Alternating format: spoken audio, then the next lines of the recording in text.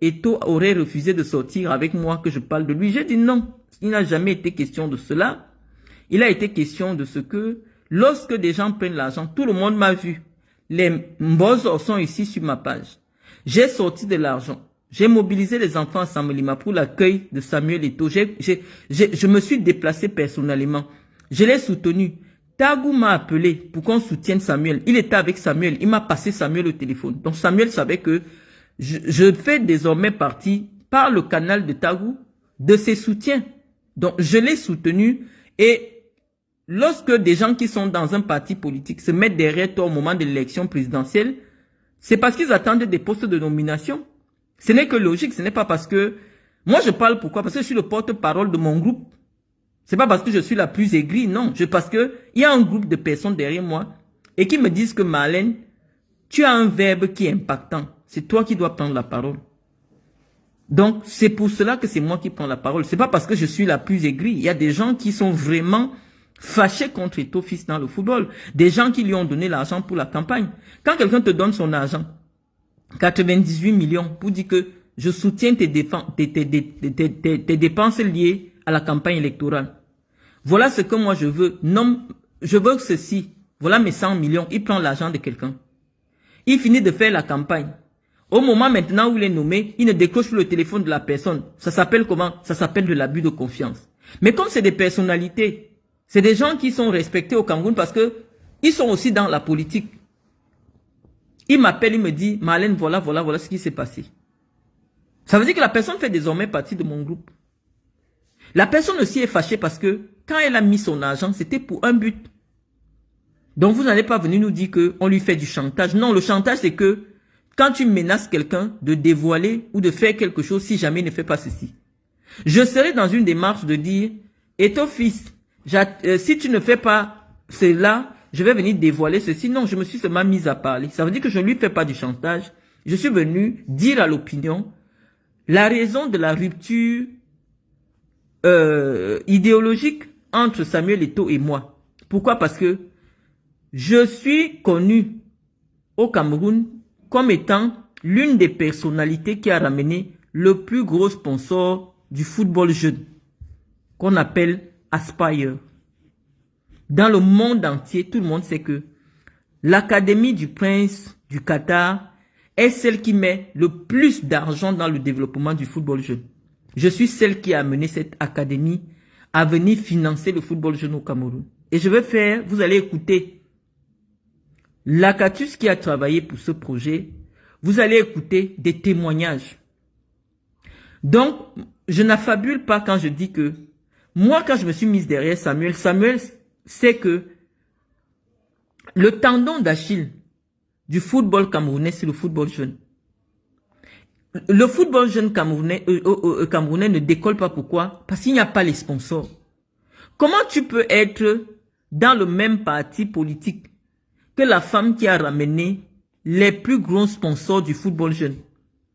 Tu la mets de côté parce que tu estimes que elle a déjà été candidate à la présidence et si elle se rapproche, elle pourrait éventuellement t'évincer parce qu'il n'y a pas de raison.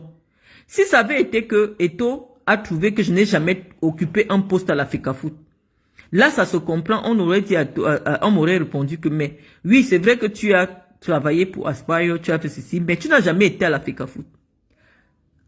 Je sors de prison en 2014. 2 semaines plus tard, je suis nommé rapporteur de la commission marketing et communication de la FECAFOOT. Alors que je sors de prison, je n'ai même pas encore fait 1 mois dehors. Ça signifie quoi? Ça signifie que Tombi Aroko, qui était président, il savait que, malgré le fait que la presse a sali le nom de Marlène, Marlène est incontournable dans la commission marketing et communication.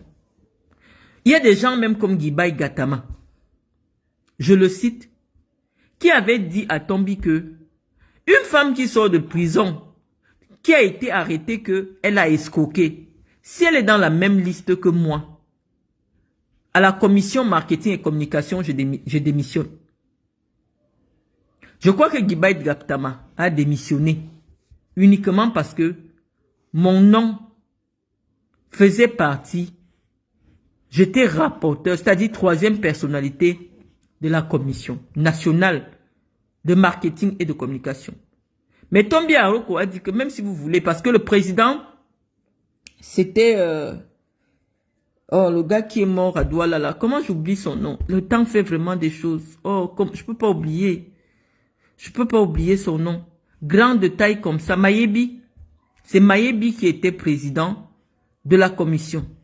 Mayebi a dit à Tombi que si Marlène est dans la liste, on démissionne. Tombi a dit, si vous voulez, vous démissionnez, vous, tous là, vous quittez. Mais Marlène dansera dans cette commission. Parce que de vous tous là, la personne que je sais, qu'elle peut s'asseoir dans une télé et défendre mon bilan, qu'elle peut ramener quelque chose, c'est Marlène.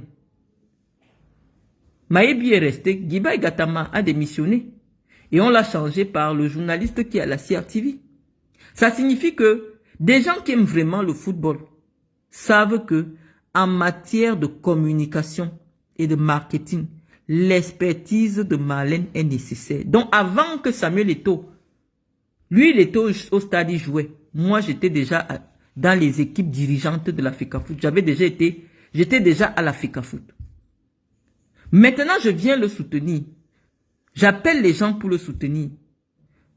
Je lui dis, lui et moi, on cause. Je lui dis, bon, moi je ne veux pas autre chose que rester dans la commission marketing. Il me dit, ok, il a compris. Il sort les listes, il ne me met pas. Je ne me fâche pas. Le président de la Ligue régionale du centre, une ligue qui n'est pas ma ligue d'origine, parce que moi je suis du sud. J'ai même déjà été présidente de région, mais par humilité. J'accepte être leur vice-présidente de la commission marketing et communication. Je fais une publication qui fait le tour des journaux où je remercie Samuel Eto'o et le président Jean Lacatus pour la nomination. Vous pouvez encore retrouver ça. Au point où Jean-Bruno Tagne me rencontre au Hilton, il me dit, Marlène, vraiment, toi tu fais rire. Comment tu peux fêter une femme qui était présidente comme toi, présidentiable de la FECAFOOT comme toi, tu fêtes parce que Eto'o t'a donné la commission marketing. Je dis non. Quelqu'un qui te donne quelque chose, même si cette chose est petite, dis d'abord merci avant de dire que je n'accepte pas. Ils m'ont nommé, j'accepte. Parce que, pourquoi je remercie Eto'o? Simplement parce que Lacatus me dit à moi qu'il a montré avant ma nomination à Samuel Eto'o que je vais être nommé. Et Samuel Eto'o n'a pas apposé une quelconque... je sais pas, il ne sait pas, il n'a pas dit qu'il n'était pas d'accord. Et donc, je fais la première réunion avec ma commission au Hilton. Je leur donne des actes. Je dis, bon, nous allons identifier tous les stades de la région du centre. Nous allons les faire sponsoriser pour mettre les gazons. Parce que j'avais un panier de sponsors. Tout le monde sait, j'avais ramené des sponsors qui allaient me mettre les gazons dans tous les terrains de la région du centre. Donc moi, je savais que mon poste va me permettre, même si ce n'est pas ma région d'origine, mais de montrer ce que je suis capable de faire au niveau régional. Donc je ne suis pas une femme en quête de reconnaissance, non. Même si on me met au plus petit niveau, on vous dit qu'une femme, c'est comme si on prend quelqu'un qui a déjà été gouverneur. On le nomme sous-préfet ou alors chef de service dans un bureau. J'ai accepté parce que pour l'amour du sport et parce que je sais que quel que soit l'endroit où on me met, d'amener les sponsors pour développer le football, je vais le faire. Et je vais vous faire écouter le président de la ligue régionale, là, cette ligue régionale dont l'élection a été annulée simplement parce qu'il n'a pas soutenu Samuel Eto'o. Il m'a laissé ce message hier. Je vais faire écouter parce que c'est important. Et c'est important pourquoi? Parce que j'ai vu une écervelée des réseaux sociaux du nom de Matt Zoua qui dit que il ne faut plus que je prononce le nom de Lacatus sur ma page, sinon il va tomber sur moi. Donc je préfère d'abord, parce que lorsqu'un nouveau clash va encore démarrer, je préfère d'abord poser toutes mes preuves.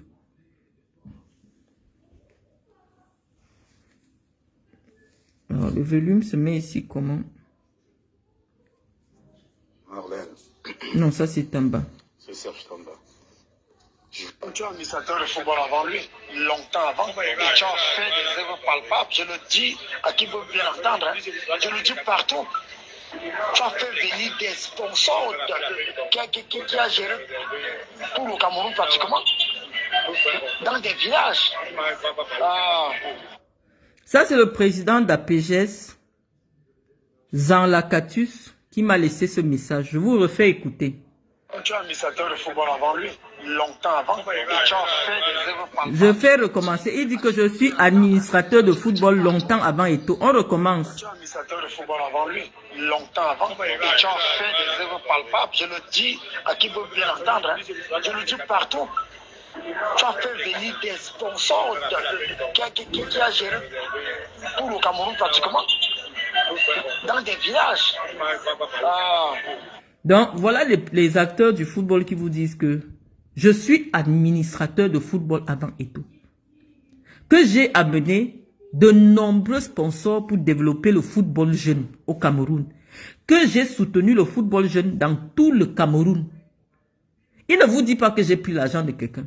Tous les acteurs du football, aucun ne peut prendre la parole pour dire que l'enfant que Marlène a escroqué dépend de mon club. Parce que ce que vous ne savez pas, c'est que les footballeurs appartiennent d'abord à des clubs. Donc, si j'avais un problème de prendre l'argent des footballeurs, c'est les présidents de clubs qui allaient être au courant. C'est-à-dire que ce seraient des enfants qui existent. Et parce qu'ils existent, les présidents de ces clubs-là, les entraîneurs de ces clubs sont au courant.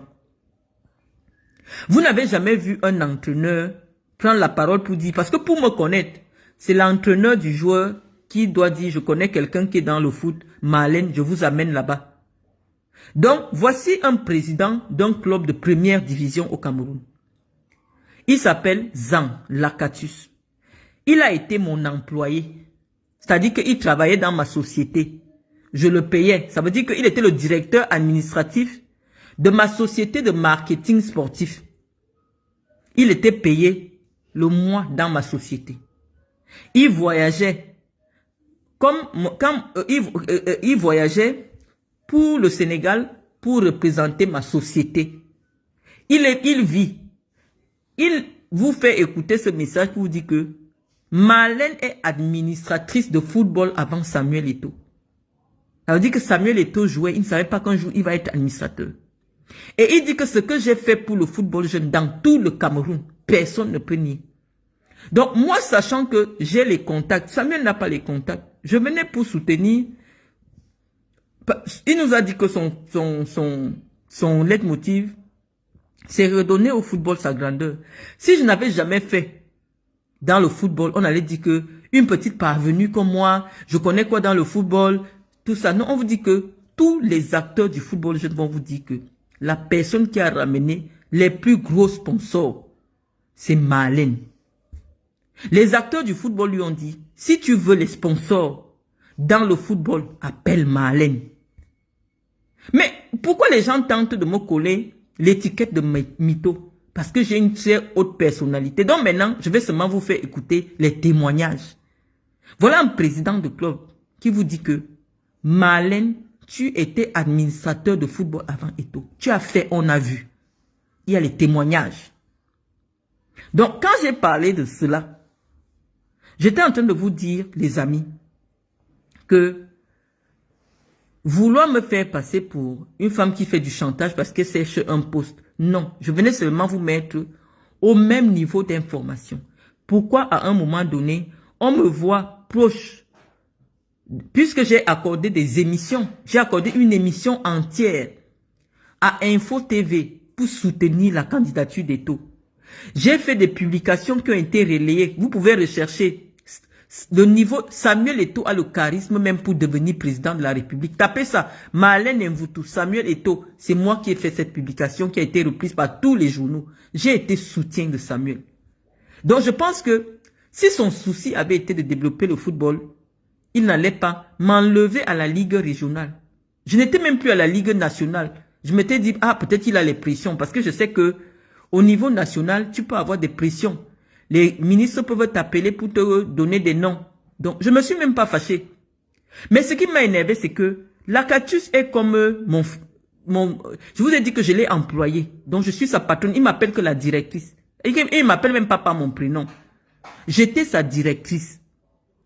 Quand Lakatus m'appelle, parce qu'on vient de lui donner la ligue régionale, il sait qu'il ne peut pas gérer ça si je ne suis pas derrière lui. C'est lui qui m'appelle. Il appelle les gens pour avoir mon numéro que, pardon, je suis en train de vouloir prendre la ligue. Je sais que si Marlène me soutient, je vais faire quelque chose. Moi, je suis en Europe. Je lui dis, il n'y a pas de problème, Laka. Gagne l'élection, nous allons transformer la région du Sud, la région du Centre.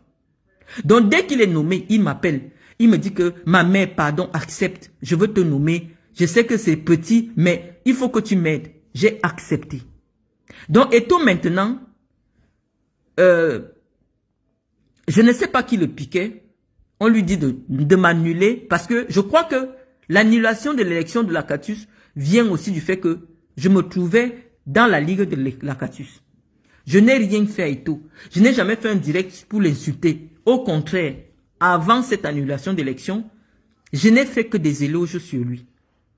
Donc, dès qu'il annule l'élection, forcément, ça signifie que il y a une rupture idéologique. On comprend que l'homme est venu se faire de l'argent au lieu de faire entrer de l'argent à l'Africa-Foot. Parce que si tu veux faire entrer de l'argent à l'Africa-Foot, tu laisses les gens qui ont des paquets de sponsors. Ça veut dire que tu es venu pour autre chose. Première des choses qui nous fait comprendre que Eto'o est venu chercher l'argent, c'est quoi? Il part chercher un no-name.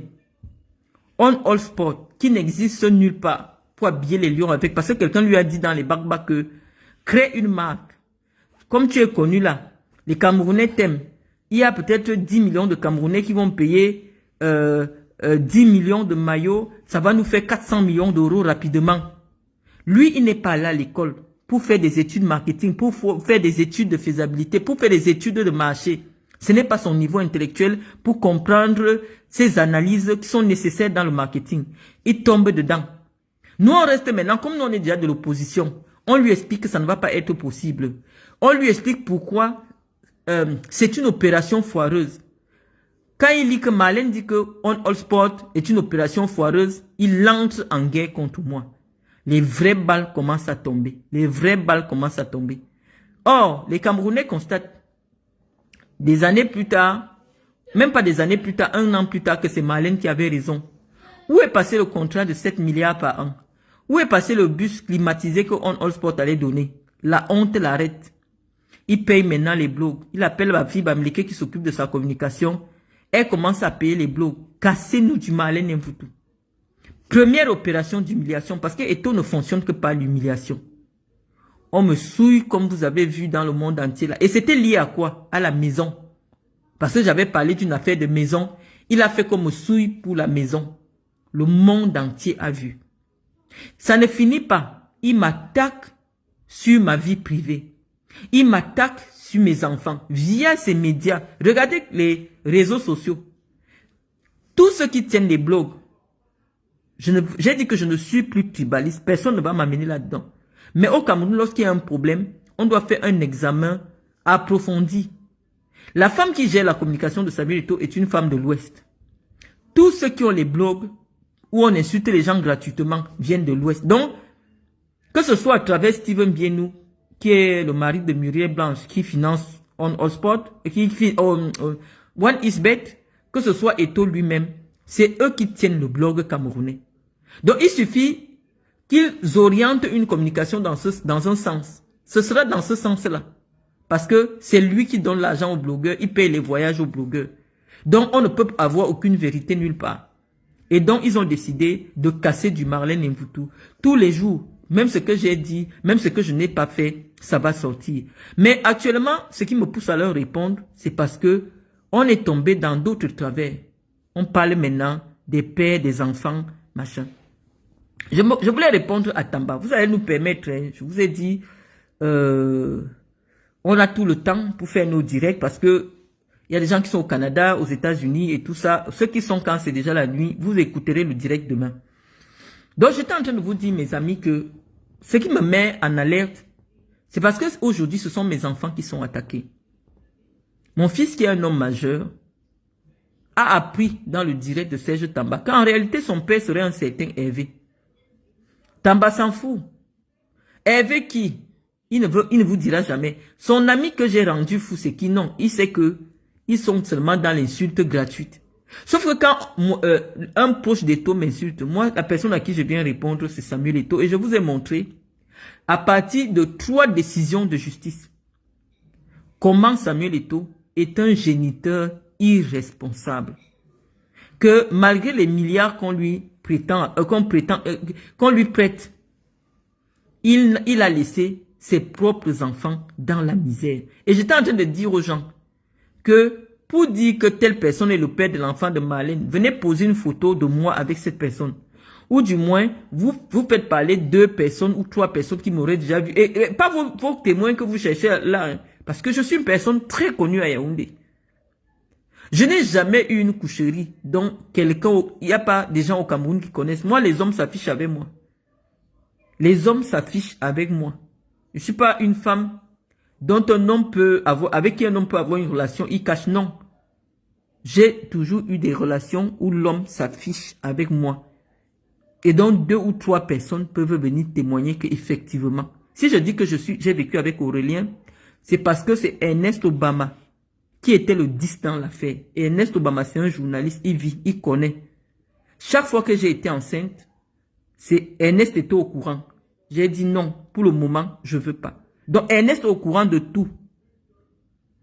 Donc je ne peux pas laisser la grossesse de Aurélien. Il était déjà joueur international, joueur de Lille, professionnel en première division, pour garder la grossesse d'un Chinda. Donc, vos histoires ne sont pas cohérentes. Vos histoires ne sont pas cohérentes. Et pour dire que quelqu'un a donné la grossesse à Marlène, vous devez être dans la chambre et témoigner que vous avez vu la personne me pénétrer. Donc, entre-temps là, tout ce que vous allez dire, tant que vous n'avez pas une photo, soit de moi, soit de mon enfant avec la personne, soit de mon enfant et la personne, et on voit les traits de ressemblance, vous serez simplement dans l'insulte gratuite. Donc, Tambatou a dit que, apparemment, j'insulte tous les hommes qui ne veulent pas sortir avec moi. Je dis que, peut-être c'est Samuel qui entretient cette idée. Peut-être que c'est Samuel, lui, en réalité, qui voulait sortir avec moi. Mais moi, j'ai donné mes idées. Mais Samuel et moi, on n'a jamais eu... Il m'appelle toujours Maman Marlène. Et je suis vraiment gêné de ce qui se passe. Samuel m'appelle Maman Marlène. Je vous jure sur la tête de tout ce que j'ai de plus cher. Samuel m'appelle Maman. Donc, je ne sais pas à partir de quel moment, ou qu'est-ce qui pousse ses amis à dire que, en réalité, c'est parce que j'aurais tenté d'avoir une relation avec lui. Non. Samuel sait que le jour que nous sommes à l'hôtel des Lions à Bruxelles, au moment du rassemblement, quand je suis venu lui donner la lettre d'invitation, pour